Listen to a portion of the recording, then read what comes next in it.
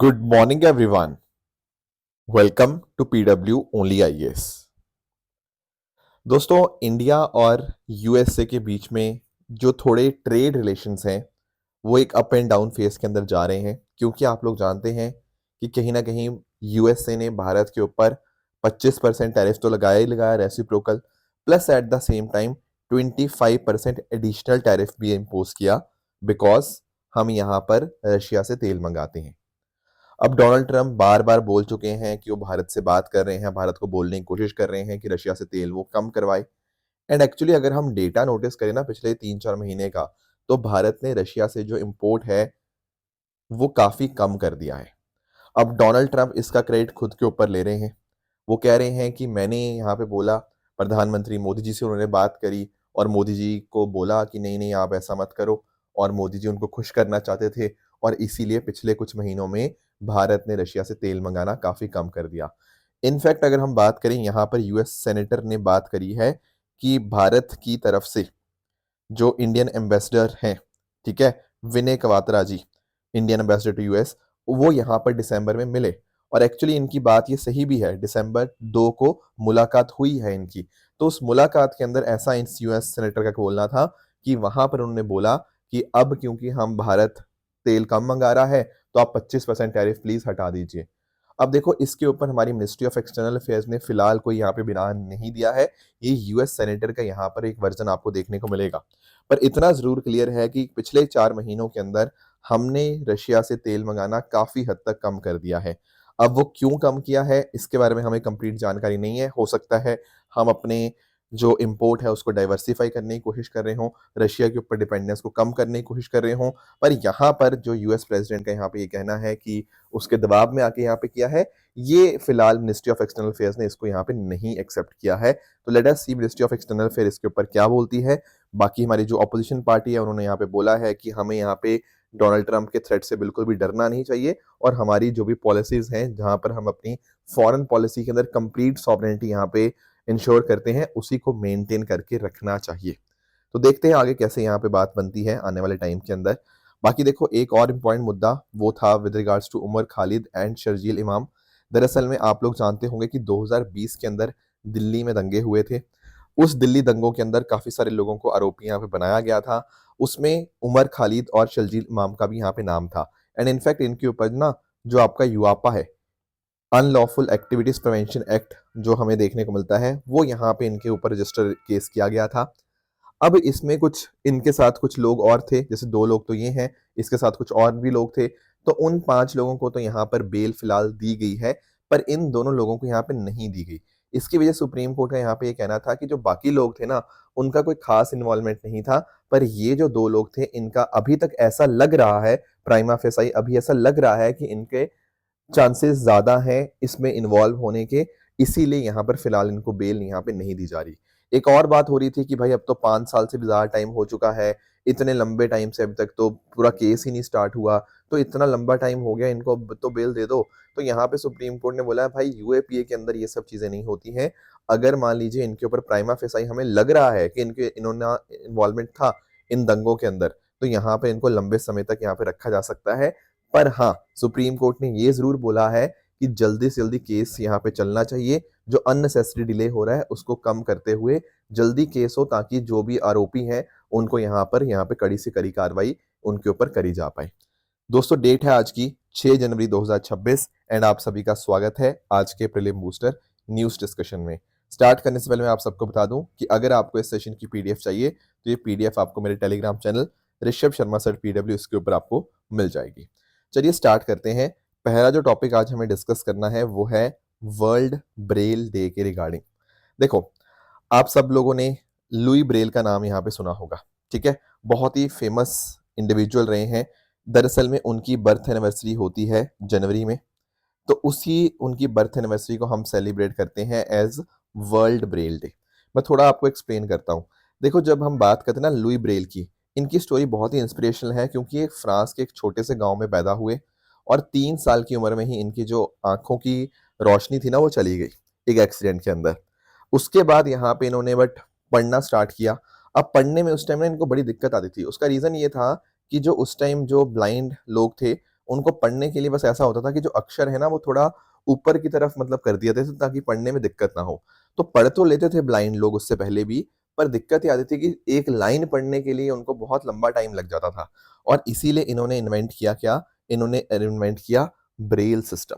ये Braille system ऐसा था जहां पर कम समय के अंदर भी आप काफी ज्यादा चीजें आप पढ़ सकते हो। जहां यहाँ पर आप 6 रेज्ड डॉट्स का इन्होंने कॉन्सेप्ट यहाँ पर लेकर आए एंड उसके माध्यम से लेटर्स को रिप्रेजेंट करना, नंबर्स को रिप्रेजेंट करना, सिंबल्स को रिप्रेजेंट करना इन्होंने यहाँ पे स्टार्ट किया। तो अपनी फिंगर टिप्स के माध्यम से अच्छे से लिखना या पढ़ पाना ब्लाइंड लोगों के लिए ये चीज पॉसिबल हो पाई।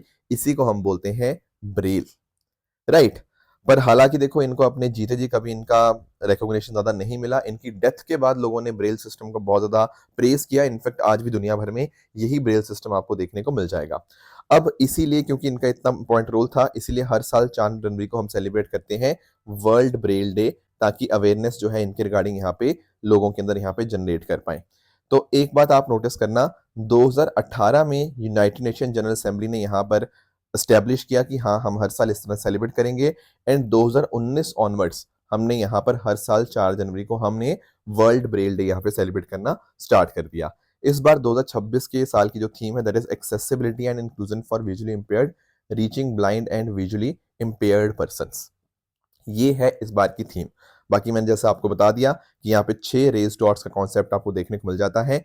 And in fact United nation convention of right of person with disability के अंतर्गत भी ये आर्टिकल 2 के अंतर्गत यहाँ पे रिकॉग्नाइज्ड है, ताकि जो पर्सन विद डिसेबिलिटी है उनको इस तरह की जो एक्सक्लूजन है वो फेस ना करनी पड़े एंड उनको आगे बढ़ने के अंदर हम यहाँ पे मदद कर पाए।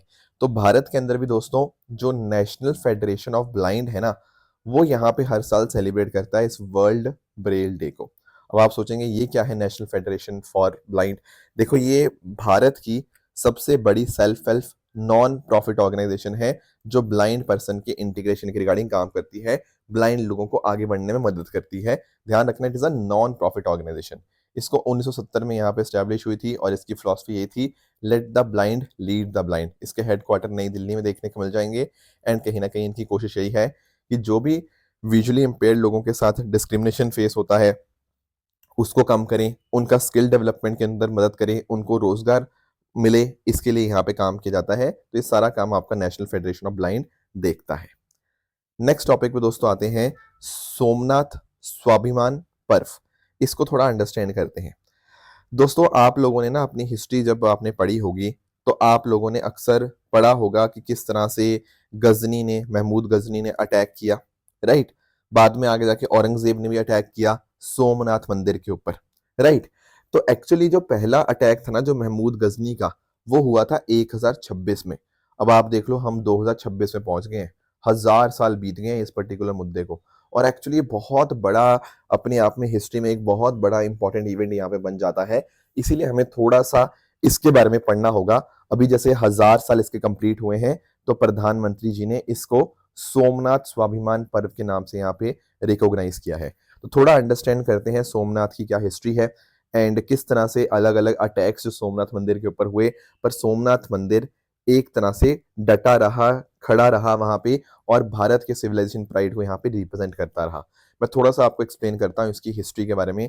दोस्तों सोमनाथ मंदिर में भगवान शिव का मंदिर है और हिंदूज के लिए बहुत ज्यादा इंपॉर्टेंट ये श्राइन बन जाता है। और ये लोकेटेड है आपका गुजरात स्टेट के अंदर। गुजरात स्टेट में आप यहाँ पे नोटिस करेंगे ना, यहाँ पर एक जगह है वेरावल के नाम से, ठीक है। तो गुजरात के वेस्टर्न कोस्ट के ऊपर ये जगह है, यहाँ पर आपको आपका जो सोमनाथ मंदिर है आपको देखने को मिल जाएगा। और हिंदूज के जो 12 ज्योतिर्लिंग्स हैं उनमें से एक यहाँ पर आपको देखने को मिलता है। एंड इनफैक्ट यहाँ पर एक त्रिवेणी संगम भी है, कपिला, हिरन और सरस्वती रिवर, ये 3 नदियां यहाँ पे आपको फ्लो करती हुई देखने को मिल जाएंगी। तो लोकेशन पर्सपेक्टिव आई थिंक आप समझ गए होंगे। अब आते हैं इसकी हिस्ट्री को। देखो पहली बात तो ना सोमनाथ का पहला मंदिर किसने बनाया इसके रिगार्डिंग हमें क्लैरिटी नहीं है। काफी सारे अलग अलग जगह पे यहाँ पे हमें देखने को मिलता है कि सोमनाथ मंदिर 2000 साल पुराना है या 2500 साल पुराना है। तो मतलब पुराना वाला सोमनाथ मंदिर किसने बनाया हमें नहीं पता। इसके रिगार्डिंग अलग अलग कथाएं जरूर हैं, बट नो वन नोज कि वो पुराना मंदिर किसने बनाया। बट आगे जाके नोटिस करेंगे 1026 में जो महमूद गजनी था वो जब भारत आया तो उसने यहाँ पर अटैक किया सोमनाथ मंदिर के ऊपर, ठीक है। फिर दिल्ली सल्तनत के टाइम के ऊपर भी बहुत सारे यहाँ पे अटैक हुए सोमनाथ मंदिर के ऊपर वेल्थ लूटने के लिए। औरंगजेब ने भी यहाँ पे अटैक किया। एंड इनफैक्ट अगर हम बात करें ना, तो महमूद गजनी से पहले भी कुछ अटैक हुए हैं, जैसे फॉर एग्जांपल 725 में भी यहाँ पे जो अरब गवर्नर ऑफ सिंध था, अल जुनैद इब्न अब्द अल रहमान अल मुरी, इसने भी अटैक किया सोमनाथ मंदिर को 725 में। एंड ठीक है, तो अटैक्स बहुत सारे हुए और काफी सारे लोगों ने काम भी किया, काफी सारे राजाओं ने काम भी किया इसको रिकंस्ट्रक्ट करने के लिए। जैसे फॉर एग्जांपल 649 एडी के अंदर किंग मैत्रेय ऑफ वल्लभानी, ठीक है, इन्होंने एक टेम्पल बनाया था यहाँ पे सोमनाथ के ऊपर। मैंने बताया ना, पुराना मंदिर तो 2000 साल पुराना है या उससे भी ज्यादा, पर इन्होंने यहाँ पे रिकंस्ट्रक्शन का काम किया। 815 एडी में आप नोटिस कर पाओगे जो प्रतिष्ठा किंग थे नागभट्टू, उन्होंने यहाँ पर टेम्पल कंस्ट्रक्ट किया रेड स्टोन से।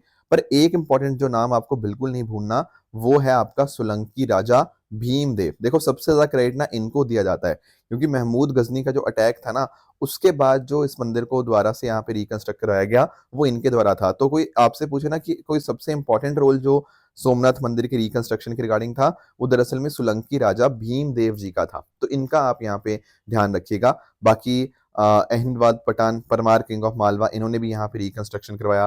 फिर 1782 में मठाठा क्वीन जो थी ओहिल्याबाई होलकर जी, उन्होंने भी छोटा सा मंदिर यहाँ पे कंस्ट्रक्ट करवाया। अब आजादी के बाद क्या होता है ना, आजादी के बाद जो भी चीजें हो गई थी, उनको हमने यहाँ पे जो भी बचे कुचे थे, उनको हमने डिमोलिश किया। और आज के समय जो आपको सोमनाथ मंदिर देखने को मिलता है, वो हमारी सरकार ने कंस्ट्रक्ट करवाया था 1951 के अंदर। और ये जो आपका कंस्ट्रक्ट करवाया गया, इसके अंदर सरदार वल्लभ भाई पटेल जी का बहुत इंपॉर्टेंट रोल था और के एम मुंशी जी का बहुत इंपॉर्टेंट रोल था।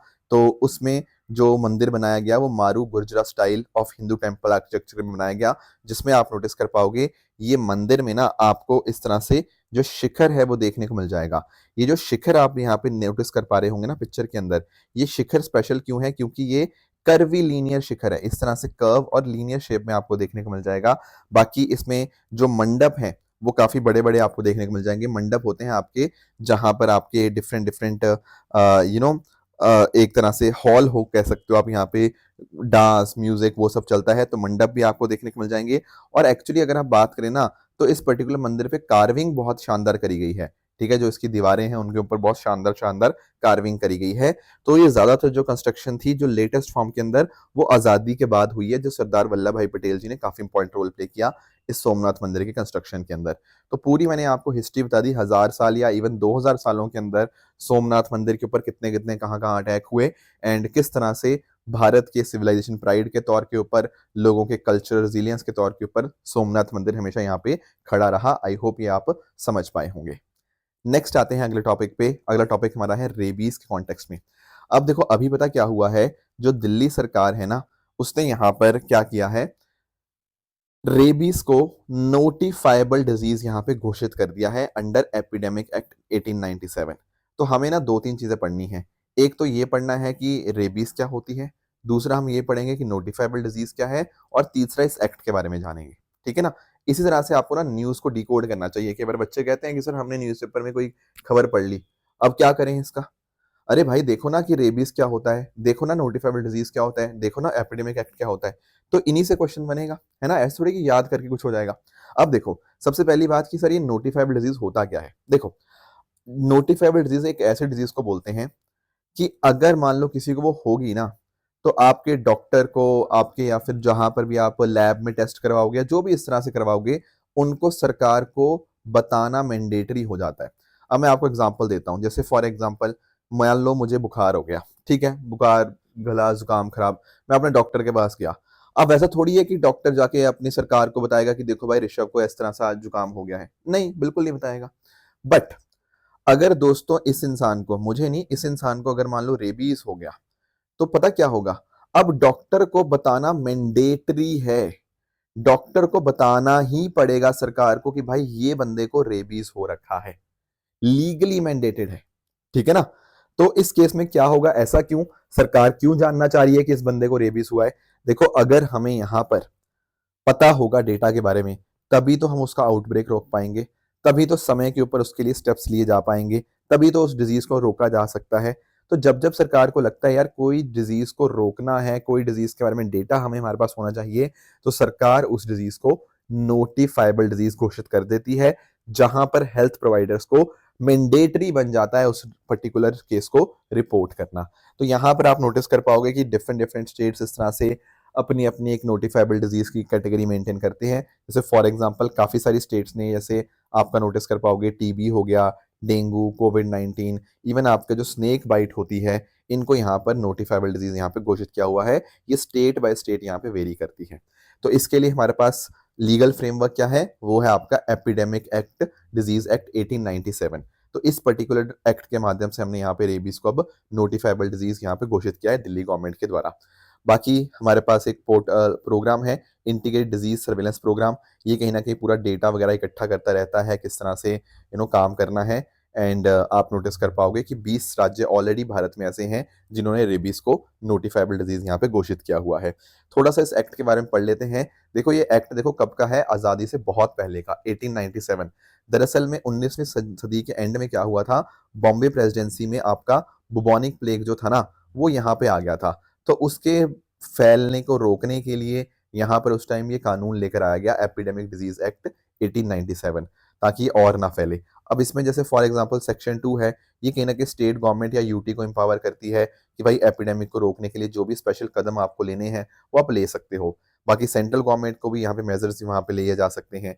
इसके साथ ही साथ मान लेते हैं कई बार, जैसे ना जैसे कोविड-19 पैंडेमिक था, तो कई बार आपने नोटिस किया होगा कि डॉक्टरों के साथ बुरा बर्ताव किया गया कई बार कुछ लोगों के द्वारा, या कुछ और मतलब स्टाफ के साथ भी। तो वहां पर अगर कोई बंदा ऐसा करता है ना, इनके साथ वायलेंस करने की कोशिश करता है, तो वहां पर उसके ऊपर स्ट्रिक्ट एक्शन होगा। कोई हॉस्पिटल के प्रॉपर्टी को डैमेज करने की कोशिश करता है एपिडेमिक के समय, उनके ऊपर भी स्ट्रिक्ट एक्शन होगा। बाकी सेक्शन 3 और सेक्शन 3(2) यहाँ पे जो है ना, यहाँ पे बात करते हैं कि अगर किसी ने वायलेंस किया, प्रॉपर्टी डैमेज किया, तो उसको 3 महीने से 5 साल की सजा भी हो सकती है, और 50,000 से लेकर 2 लाख रुपए तक का उसके ऊपर फाइन भी लगाया जा सकता है। तो कहीं ना कहीं ऑफिशियल्स को, अथॉरिटीज को यहाँ पर पूरी तरह से लीगल इम्यूनिटी यहाँ पे दी जाती है इस एक्ट को इम्प्लीमेंट करने के लिए। तो ये सारी बातें लिखी गई हैं कहाँ पे, एपिडेमिक डिजीज एक्ट 1897 के बारे में, राइट। थोड़ा सा हम यहाँ पे रेबीज के बारे में पढ़ लेते हैं। देखो आप लोग जानते होंगे कि रेबीज जो है वो कहीं ना कहीं डॉग बाइट से मेजरली फैलता है, पर इसके अलावा भी अगर हम बात करें ना, तो आपकी बाइट्स के माध्यम से जो सलाइवा होता है उसके थ्रू फैलता है, स्क्रैचेस, या अगर मान लीजिए आईज, माउथ, या जो आपके खुले हुए जख्म होते हैं उनके माध्यम से यहाँ पे फैल सकता है। ये एक्चुअली एक वायरल डिजीज है जो कि जूनोटिक है। जूनोटिक मतलब पशुओं से इंसानों में यहाँ पे फैलती है। ये सभी मैमल्स को इफेक्ट करती है, जैसे फॉर एग्जांपल आपका dog, cat, life stock, wild life, और साथ साथ ये जो रेबीज वायरस है ये हमारे सेंट्रल नर्वस सिस्टम को यहाँ पे इफेक्ट करता है। इसके अलावा एक बात और आपको ध्यान रखनी है, वो है कि it is a neglected tropical disease. इसका अर्थ क्या है, देखो आपका वर्ड ही 3 वर्ड्स है, neglected tropical disease. Tropical disease का मतलब होता है जो कहीं ना कहीं आपको ट्रॉपिकल रीजन्स में आपको देखने को मिल जाती हैं। निग्लेक्टेड का मतलब ये होता है जब आपकी जो कंपनीज होती हैं, फार्मास्यूटिकल कंपनीज, जब वो कोई खास खर्चा नहीं करती उसका कुछ मेडिसिन वगैरह बनाने के लिए। उसका रीज़न यही है कि लगता है कि कहीं ना कहीं ये जो बीमारी है गरीबों को लगती है ज़्यादातर, ये राइट। तो उस केस में फार्मास्यूटिकल कंपनीज भी उतना ज़्यादा इन्वेस्ट नहीं करती हैं उसकी मेडिसिन प्रॉपर निकालने के लिए। इसीलिए इसको भी यहाँ पे निग्लेक्टेड ट्रॉपिकल डिजीज यहाँ पे क्लासीफाई किया गया है। इसको यहाँ पे देखो, अगर हम सही समय के ऊपर इसकी वैक्सीन आपका दे दें लोगों को, तो बिल्कुल इससे 100% यहाँ पे प्रिवेंट किया जा सकता है।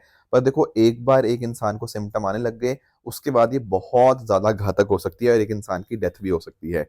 खासकर बच्चों को ये ज़्यादा आपका होता है, 5 से 14 साल के बीच के जो बच्चे होते हैं, ऐसे एरिया के अंदर जहाँ पर बहुत ज़्यादा कुत्ते जो हैं वो यहाँ पे घूम रहे होते हैं। बाकी इसके अलावा इसको ट्रीट करने के लिए एक तो रेबीज प्रिवेंशन है, that is post exposure prophylaxis. ये एक्चुअली ना 4 डोज की एक वैक्सीन है, जिसमें पता क्या होता है कि आपका ऐसे लोग जिनको बहुत ज़्यादा रिस्क होता है, जैसे फॉर एग्जांपल जो वेटनरी डॉक्टर्स हैं, एनिमल हैंडल करने वाले हैं, उनको यहाँ पे स्पेशली ये दी जाती है ताकि यहाँ पे उनको बचाया जा पाए। बाकी इसके अलावा अगर हम बात करें, डब्ल्यूएचओ ने भी कुछ वैक्सीन अप्रूव करी हुई हैं, जैसे आपका रेबीवैक्स एक्स हो गया, वैक्सीरैब एन हो गया, वीरोरैब हो गया। ये बहुत सारी ऐसे वैक्सीन यहाँ पे डब्ल्यूएचओ ने भी यहाँ पे अप्रूव करी हुई हैं। नेक्स्ट चलते हैं अगले टॉपिक पे, that is department of scientific and industrial research, DSIR। देखो ये टॉपिक अपने आप में काफ़ी इंटरेस्टिंग है और इसको आप मेंस में भी इस्तेमाल कर सकते हो। मैं एक्सप्लेन करता हूँ एक्चुअली आपको कि एक ना हमारे यहाँ पे एक प्रोग्राम है, इंडस्ट्रियल R&D प्रमोशन प्रोग्राम। अब आप लोग जानते होंगे कि रिसर्च एंड डेवलपमेंट तो आज के समय के ऊपर बहुत इंपॉर्टेंट है, एंड इनफैक्ट ना रिसर्च एंड डेवलपमेंट को हम बोलते हैं अनुसंधान के नाम से, राइट। इनफैक्ट हमारे प्रधानमंत्री मोदी जी ने बोला भी है कि जय जवान जय किसान लाल बहादुर शास्त्री जी ने नारा दिया था।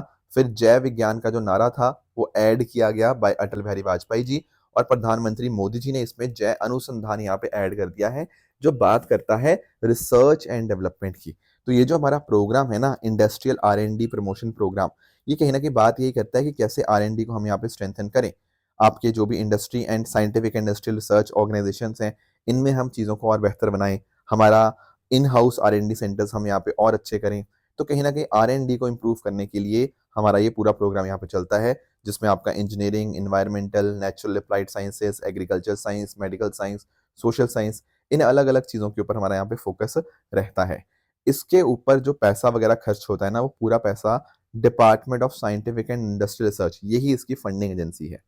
अब होता क्या है, मान लेते हैं कोई कंपनी है, कोई स्टार्टअप है, वो यहाँ पर काम कर रही है और वो R&D के ऊपर पैसा खर्च करना चाहती है, तो वहाँ पे ना कुछ मदद की जाती है DSIR के द्वारा।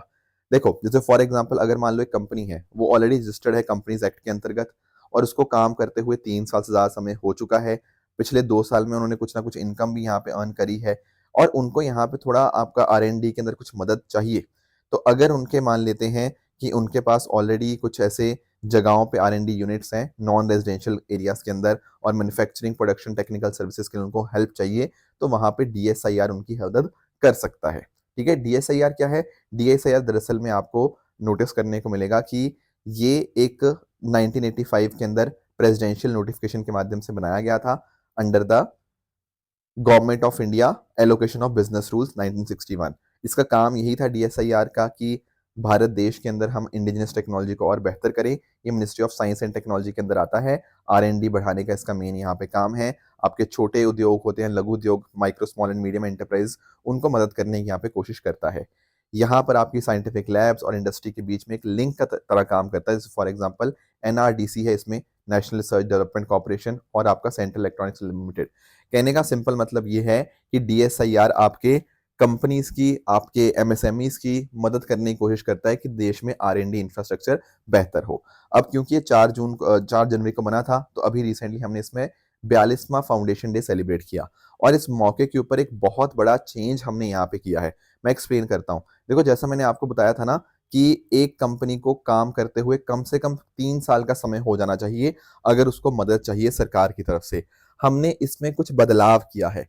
किसके लिए बदलाव किया है? डीप टेक स्टार्टअप्स के लिए। ध्यान से सुनना, ये जो बदलाव है ये केवल और केवल डीप टेक स्टार्टअप्स के लिए, सबके लिए नहीं है। आपके दिमाग में आएगा सर ये डीप टेक स्टार्टअप्स होते क्या हैं? देखो, जब मैं बात करता हूँ डीप टेक स्टार्टअप्स की, तो ऐसे स्टार्टअप्स जो कहीं ना कहीं AI में काम कर रहे हैं, आपका क्वांटम टेक्नोलॉजी में काम कर रहे हैं, स्पेस टेक्नोलॉजी, कुछ ऐसे इंजीनियरिंग इनोवेशंस में काम कर रहे हैं जिनको बहुत सारा लंबे समय तक आपका रिसर्च एंड डेवलपमेंट की जरूरत पड़ती है।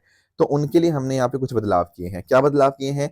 ये जो आपका क्राइटेरिया था ना, 3 साल कम से कम हो जाने चाहिए काम करते हुए, इस क्राइटेरिया को हमने यहाँ पे हटा दिया है for deep tech startups.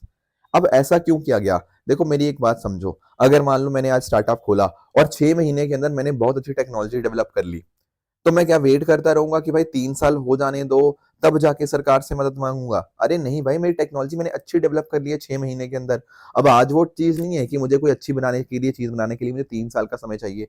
So that is why यहाँ पे सरकार ने ये इंश्योर किया है कि भाई अगर मान लो किसी ने कुछ अच्छी टेक्नोलॉजी बना ली है ना, तो फिर ये 3 साल वाली रिक्वायरमेंट उनके ऊपर मत डालो। उनको यहाँ पे पैसा दो, उनको यहाँ पे मदद करो, ताकि वो बड़ा बने, ताकि ऐसा ना हो कि बाद में दिक्कत आ जाए। सही समय के ऊपर उनको R&D के लिए हमने पैसा दे दिया, तो कहीं ना कहीं इस तरह की टेक्नोलॉजीज और आगे बढ़ेंगी, भारत का नाम और ज्यादा आगे जाएगा। पर ध्यान रखना, इसका मतलब ये नहीं है कि हम रैंडमली किसी को भी पैसा दे देंगे, नहीं। पहले हमारा फोकस एज बेस के ऊपर था कि 3 साल हो जाने चाहिए। अब हम फोकस रखेंगे टेक्नोलॉजी रेडी कितनी है उनकी, कितना इनोवेशन का पोटेंशियल है उनके अंदर। तो ऐसा नहीं है कि स्क्रूटनी हमने खत्म कर दी, किसी को भी पैसा दे देंगे, नहीं नहीं नहीं नहीं। अच्छी टेक्नोलॉजी होनी चाहिए, तभी हम यहाँ पे पैसा देंगे। ये चेंज हमने किया है डीप टेक स्टार्टअप्स के लिए। जो भी आपके इस तरह से स्टार्टअप्स होंगे, उनको 1 करोड़ रुपए की यहाँ पे मदद यहाँ पे दी जा सकती है। इवेल्युएशन स्टैंडर्ड आप मीट करिए, अच्छा काम करिए, R&D के लिए सरकार आपको यहाँ पे मदद करेगी। इसीलिए DSIR के अंतर्गत ये चेंजेस यहाँ पे किए गए हैं for deep tech startups. Next आते हैं अगले टॉपिक पे। Government launches 2 schemes to boost MSME exports. सरकार ने MSME के एक्सपोर्ट्स को बढ़ाने के लिए 2 स्कीम यहाँ पे लॉन्च करी है। सबसे पहली बात, आप लोगों को एक मिशन के बारे में पता होना चाहिए जिसका नाम है एक्सपोर्ट प्रमोशन मिशन। ये मिशन अभी नवंबर 2025 में सरकार ने लॉन्च किया था। 25,000 करोड़ की इसका बजट है और ये 5 साल के लिए ये चलेगा। अब इसको इम्प्लीमेंट किया जा रहा है by ministry of commerce and industry, ministry of MSME और मिनिस्ट्री ऑफ फाइनेंस, तीनों के द्वारा मिलकर। इस पर्टिकुलर प्रोग्राम के अंतर्गत या मिशन के अंतर्गत दो हिस्से हैं। एक है आपका निर्यात प्रोत्साहन, एक है निर्यात दिशा। निर्यात होता है एक्सपोर्ट, प्रोत्साहन का मतलब होता है यहाँ पे प्रमोशन। तो एक्सपोर्ट प्रमोशन कैसे करना है, एक तो वो कंपोनेंट है जैसे फॉर एग्जांपल आपको पैसा, एमएसएमई को पैसा आसानी से मिले, वो पहले पार्ट के अंदर कवर होता है। निर्यात दिशा में बात करता है उनकी ब्रांडिंग की, उनको कैसे दुनिया भर में हम यहाँ पे मदद कर पाएं, उनको लॉजिस्टिक्स में यहाँ पे हेल्प कर पाएं। ये दो चीजें इसके अंतर्गत आती हैं। अब ये जो दो सब स्कीम्स है ना, इसी के अंतर्गत क्या किया गया है, दो स्कीम्स लॉन्च करी गई हैं जो मदद करेंगी एमएसएमई को। पहला तो इसमें है interest subvention on export credit. देखो कई बार एमएसएमई को पैसा चाहिए, हाँ बैंकों से पैसा मिल जाता है, बट दिक्कत ये आती है कि महंगे रेट के ऊपर मिलता है। तो कोई बात नहीं, हम यहाँ पर आपका इंटरेस्ट रेट कम करवा देंगे, कितना, 2.75%। ठीक है, इतना रिडक्शन होगा 2.75% का on pre and post shipment रुपये एक्सपोर्ट क्रेडिट। तो इससे कहीं ना कहीं पता क्या होगा, आपके एक्सपोर्टर्स को आसानी होगी और यहाँ पर कुछ सेक्टर्स के लिए ये पैसा आसानी से मिलेगा आपको कम रेट के अंदर। जैसे फॉर एग्जांपल ऐसी चीजें जो लेबर इंटेंसिव हैं, कैपिटल इंटेंसिव हैं, हाई वैल्यू एडिशन सेक्टर्स हैं, डिफेंस वाले हैं, स्ट्रेटेजिक आइटम, अगर आप इनको एक्सपोर्ट करने के लिए काम कर रहे हो ना, तो फिर सस्ते में आपको यहाँ पे लोन मिल जाएगा। तो केवल उन्हीं एक्सपोर्ट्स को मिलेगा जो पॉजिटिव लिस्ट के अंतर्गत आते हैं, सभी चीजों में यहाँ पे नहीं मिलेगा। बाकी इसके अलावा अगर हम बात करें कुछ ऐसी चीजें जो रिस्ट्रिक्टेड है, उनको ये सब चीजें एक्सक्लूड करी गई हैं और मैक्सिमम बेनिफिट आपको मिलेगा साल भर के अंदर 50 लाख रुपए का। ठीक है, बाकी हर 6 महीने के बाद अगर ये नंबर 2.75% का कम करना है या ज्यादा करना है, तो फिर 6 महीने के बाद यहाँ पे कॉल लेते रहेंगे मार्च और सितंबर के अंदर। ये तो बात है पहली जो स्कीम लॉन्च की गई है, interest subvention on export credit. दूसरी जो स्कीम यहाँ पे लॉन्च करी है वो है collateral support for export credit. देखो समझना, पहली स्कीम बात करी थी कि लोन सस्ते में मिले, दूसरी स्कीम बात कर रही है कि लोन तो मिले। कई बार ऐसा होता है कि एमएसएमई के पास कुछ यहाँ पे गिरवी रखने को कुछ नहीं होता, तो वहां पर फिर बैंक्स उनको मना कर देते हैं कि भाई आपके पास तो कोलैटरल ही नहीं है। तो इस केस में यहाँ पर ना एमएसएमई को मदद करने के लिए ये स्कीम लाई गई है। अब इसमें जो लॉन्च किया गया इसको partnership with credit guarantee fund trust for micro and small enterprise के साथ लॉन्च किया गया है। मीनिंग सिंपल है, मैं आपको एक्सप्लेन करता हूँ। होता पता क्या है कि जैसे मान लो माइक्रो एंड स्मॉल एक्सपोर्टर्स हैं, अब बैंक यहाँ पे इनको पैसा देने से डरेगा। अब यहाँ पे सरकार बोलेगी बैंक आप चिंता मत करो, आप इस एमएसएमई को लोन दे दो। बैंक बोलेगी सर अगर इन्होंने पैसा नहीं लौटाया तो, पैसा नहीं लौटाया तो कोई बात नहीं, यहाँ पर हमारे पास एक ट्रस्ट है, क्रेडिट गारंटी फंड है हमारे पास, क्रेडिट गारंटी फंड से हम आपका यहाँ पे पैसे की भुगतान कर देंगे। ऐसा मत समझना कि सारा का सारा पैसा भुगतान कर देंगे, अप टू 85% करेंगे for micro and small exporter and up to 65% for medium exporters. तो यानी कि ना इनको पैसा मिलने में वो दिक्कत नहीं आएगी। अगर कुछ यहाँ पे पैसा वो नहीं लौटा पाए तो उस केस में यहाँ पे क्रेडिट गारंटी फंड से यहाँ पे पैसा दिया जा सकता है, पर अगर प्रॉपर ड्यू डिलिजेंस हो तभी ऐसा हो सकता है। तो मैक्सिमम सपोर्ट यहाँ पे जो मिलेगी वो 10 करोड़ पर एक्सपोर्टर होगी एक फाइनेंशियल ईयर के अंदर। बाकी जो ऑलरेडी क्रेडिट गारंटी मैकेनिज्म चल रहे हैं उनके साथ साथ ये स्कीम भी यहाँ पे चलेगी। एंड जैसे मैंने आपको बताया ये जो क्रेडिट गारंटी फंड ट्रस्ट है ये प्रॉपर गाइडलाइंस के रिगार्डिंग लॉन्च करेगा एंड उस हिसाब से यहाँ पे पैसा मिलने में फिर कोई परेशानी नहीं होगी। तो ये थी हमारी डिस्कशन। अब बात करेंगे अगर हम अपने कुछ क्वेश्चंस की, तो पहला क्वेश्चन आपके सामने ये है, इसको आप पढ़ो, बताओ इसका सही आंसर क्या है। दूसरा क्वेश्चन आपके सामने ये रहा कि किस तरह से भारतीय रुपये की गिरावट को रोकने का कोई कौन सा प्रॉपर कदम नहीं होगा। तो आप इसका आंसर मुझे कमेंट्स में बताइएगा। लास्ट आई थिंक सैटरडे मैंने आपको जो होमवर्क दिया था, एक था अर्बन कोऑपरेटिव बैंक्स के रिगार्डिंग। देखो ये क्वेश्चन ना पूछा गया 2021 के अंदर और ये प्योरली करंट अफेयर्स का क्वेश्चन था। मैं आपको एक्सप्लेन करता हूं कैसे।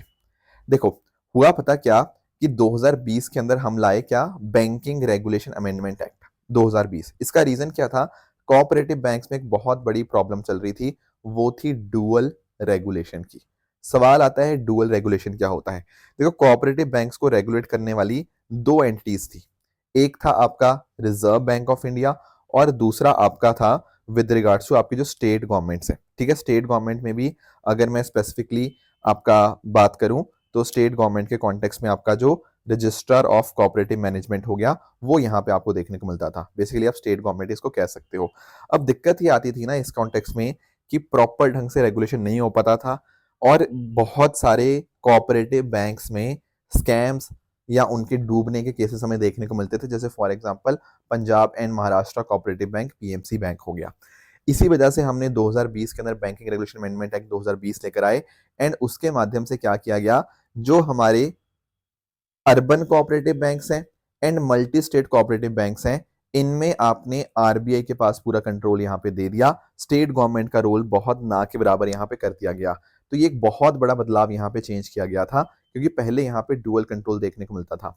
हालांकि अभी भी अगर हम बात करें तो कोऑपरेटिव जो सिंगल स्टेट रूरल है ना, जो रूरल सिंगल स्टेट कोऑपरेटिव्स हैं, वहां पर अभी भी डुअल रेगुलेशन ही है। वही कोऑपरेटिव्स होती हैं जो PACS, primary agriculture credit societies, वहां पे स्टेट गवर्नमेंट का रोल होता है और कमर्शियल बैंक्स तो डेफिनेटली आरबीआई के कंट्रोल में ही है। पर इनका चेंजेस यहाँ पे किए गए थे, ये बात आपको पता होनी चाहिए। एंड अगर आपको ये बात पता होती, आप क्लियरली रियलाइज कर लेते कि ऑप्शन 1 तो गलत है, ये तो करंट अफेयर्स में था ही था, तो पहला गलत करोगे, आपका ऑटोमेटिकली आंसर बनेगा ऑप्शन बी 2 एंड 3 ओनली। कई बार ना यूपीएससी आपको बस ये चेक करना चाहता है कि आपको एटलीस्ट ये वाली बात पता है जो आपने न्यूज में पढ़ी है या नहीं पढ़ी, और जिन बच्चों ने ये बात पढ़ी थी उनका आंसर बहुत आराम से बी 2 एंड 3 ओनली आ गया, क्योंकि वो एलिमिनेट कर पाए। बाकी चीजों के बारे में हो सकता है आपको कंप्लीट जानकारी ना हो, हालांकि बाकी दोनों स्टेटमेंट सही हैं। Issue equity share preference share issue कर सकते हैं और इनको 1966 के अमेंडमेंट के माध्यम से ही बैंकिंग रेगुलेशन एक्ट के अंतर्गत यहाँ पे लाया गया था। ये दोनों स्टेटमेंट सही हैं, पर कई बार हमें कंप्लीट जानकारी नहीं होती। पर 1 गलत है, इसकी जानकारी देखो आपको होनी चाहिए थी अगर आपने थोड़ा सा करंट अफेयर्स बेसिक पढ़े होते। नेक्स्ट जो क्वेश्चन था आपके लिए वो था कि अगर मान लीजिए कोई ग्लोबल फाइनेंशियल क्राइसिस आता है फ्यूचर के अंदर, तो किस चीज से हमें यहाँ पे इम्यूनिटी मिलेगी। इम्यूनिटी मतलब कि हमारे बचने के चांसेस कैसे बढ़ जाएंगे। देखो, जितना कम हम दुनिया के ऊपर निर्भर होंगे उतना ही ज्यादा हम इम्यून होंगे, है ना। तो अगर मान लीजिए हम विदेशी शॉर्ट टर्म फॉरेन बोरिंग्स पे डिपेंडेंट नहीं है, तो दैट मीन्स अगर आगे जाके फाइनेंशियल क्राइसिस आ भी गया तो कोई परेशानी नहीं है, हम उनके ऊपर डिपेंडेंट ही नहीं है, ठीक है ना। तो बिल्कुल ये हमें मदद करेगा एज एन इम्यूनिटी। दूसरा कह रहा है कि अगर हमारे पास फॉरेन बैंक्स को तो ज्यादा ओपन अप होते हैं, देखो अगर हम फॉरेन बैंक्स में ज्यादा ओपन अप होते हैं उनके कॉन्टेक्स्ट में, तो हमारा एक्सपोजर दुनिया भर की इकोनॉमी से ज्यादा होगा, तो रिस्क भी बढ़ जाएगा। तो कहीं ना कहीं इससे इम्यूनिटी थोड़ी कम बढ़ेगी, बल्कि रिस्क बढ़ेगा। तो सेकंड गलत है। तीसरा है फुल कैपिटल अकाउंट कन्वर्टेबिलिटी। देखो, अगर मान लीजिए हमारे देश में फुल कैपिटल अकाउंट कन्वर्टेबिलिटी हो जाए, मतलब फॉरेन करेंसी को जितना मर्जी आप कन्वर्ट करवा सकते हो, या इंडियन करेंसी को आराम से आप फॉरेन करेंसी में कन्वर्ट करवा सकते हो, तो हमारा जो पैसा है बहुत तेजी से देश के अंदर बाहर हो सकता है। फॉरेन इन्वेस्टर बहुत तेजी से अपने पैसे को विड्रॉ कर सकता है। इससे इम्यूनिटी नहीं बढ़ेगी, इससे रिस्क बढ़ेगा। तो तीसरा भी यहाँ पे गलत है, तो सेकंड और थर्ड इनकरेक्ट है और पहला यहाँ पे ठीक है। तो option A 1 only is the right answer. रही बात ट्रू एंड फॉल्स स्टेटमेंट्स की, यहाँ आपके सामने कुछ स्टेटमेंट्स हैं, इनको आप पढ़ो, बताओ इनमें से कौन सा सही है कौन सा गलत है। एंड साथ साथ मैंने जो सैटरडे आपको होमवर्क दिया था, एक था बुल्गारिया के रिगार्डिंग, तो दरअसल में आपका ये बाल्कन पेनिनसुला के ऊपर लोकेटेड है in the southern south eastern Europe, ठीक है। तो इसीलिए पहला स्टेटमेंट आपका यहाँ पे इनकरेक्ट रहेगा। Desert cyclone two exercise Bharat और इजराइल के बीच में नहीं, बल्कि भारत और यूएई के बीच में होती है, तो सेकंड स्टेटमेंट भी यहाँ पे गलत हो गया। S-400 ट्रायम्फ S-500 हो गया, ये सारे आपके रशिया के साथ में लिंक्ड है, ना कि इजराइल के कॉन्टेक्स्ट में, इसलिए ये स्टेटमेंट आपका यहाँ पे इनकरेक्ट है। तो ये थी हमारी आज की डिस्कशन। इस तरह से आप सब लोग हार्ड वर्क करते रहिए। Thank you so much for joining, all the very best and thank you so much.